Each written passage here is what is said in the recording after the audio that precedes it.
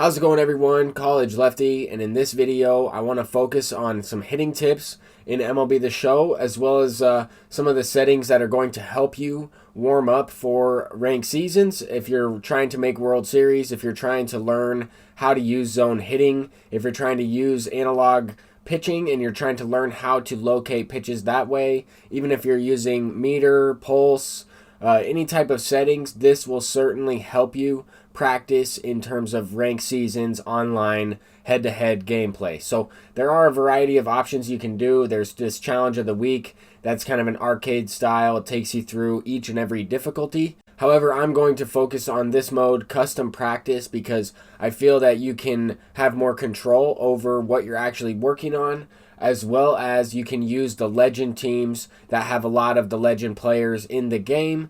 As well, it gives you a variety of swing types. It gives you a variety of players to use, players to face, as well as I think they have, knuckleball pitchers. They've had those types of pitchers in the past, so you could practice on facing a knuckleball. In this one, I'm not going to do that, but I feel it's important to choose some of these legend teams like the long ball beasts, the boomers, what's the other one? The midday breakers or midday game breakers, something like that.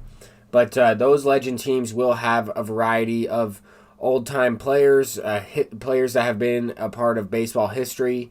And this is exactly what it says right here. Practice with the purpose, create and customize plays to improve your game. If you're looking to try and get better at MLB The Show, the number one piece of advice I can give you is to play competitively ranked seasons against really good players. The better players and the more time you play, the better you're going to get. But for the most part, this is how I have warmed up for ranked seasons in the past. If I'm going into a tournament, if I'm going into a stream for World Series over on Twitch, depending on if I'm trying to make a video for a debut video and I've been grinding out the computer missions on rookie or veteran and I want to get used to some online gameplay, I'm going to go ahead and get into custom practice on legend, and I'm just going to work on tracking some pitches here. The reason why I am not swinging yet is because I want to allow the confidence for the pitcher to increase significantly. The more times you strike out looking, it's going to increase his confidence, which is going to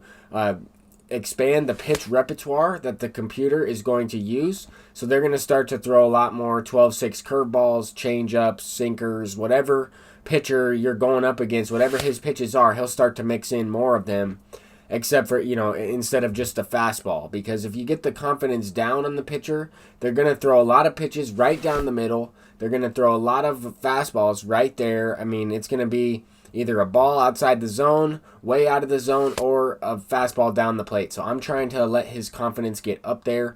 This would be a good time, if you're about to hop into a game and you're working on practicing, you might want to start this up and just, leave your PS4 on, allow the computer to just strike you out for a few minutes, 5 minutes or so, maybe 10 minutes, and then come back, start tracking some of the pitches. It just helps the pitcher's break as well as their command, as well as them mixing up off speed. Now, he's still going to be throwing off speeds here and there, but that's also because if you notice, he's thrown more since he started striking some people out.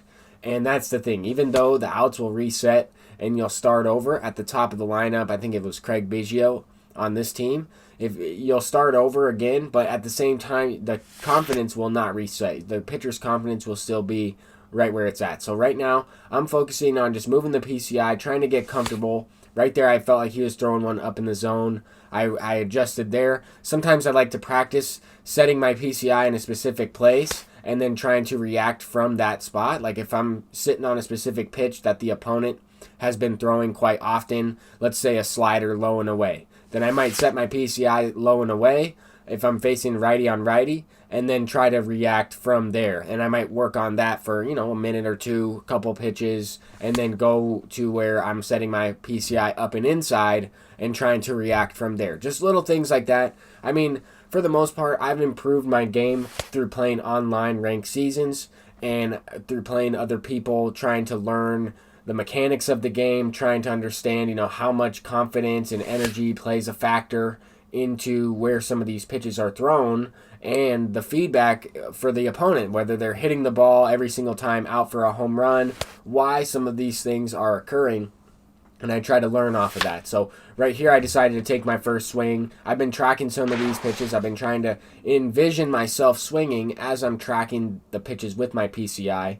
But there, I took my first swing. Now his confidence is starting to get a little bit lowered. He threw a walk, or he threw a 4-pitch walk and then a base hit. So now I want to take some more pitches, go back to tracking a little bit, and then every now and then I'll take a swing. If I feel like it's a good pitch to swing at, I'll take a swing. I'm trying to get timing down on fastballs, changeups, curveballs. I try to face a pitcher that throws pretty hard and then has some significant off-speed pitch, or a lot of differential, a lot of velocity differential on those secondary pitches. But basically, eventually you're going to get going. You're going to get something going. At first, you might struggle a little bit with this, but he'll still throw you fastballs over the plate, and so will people online. They'll miss over the zone, over the middle of the zone, and you'll be able to do some damage. But I wanted to focus on once you do start to get something going a little bit, and I just hit a home run, so his confidence isn't quite where it was at 3/4 of the way filled.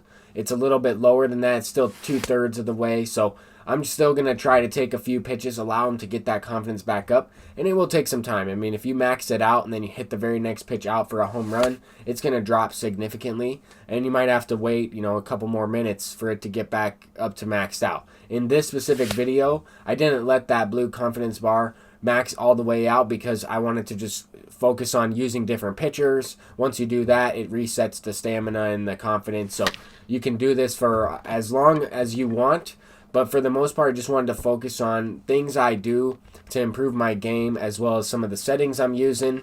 For this PCI, I'm using the wedge on the outside. Then I'm using the Starfighter, 3 diamonds there. It's like the lines with the dot in the middle.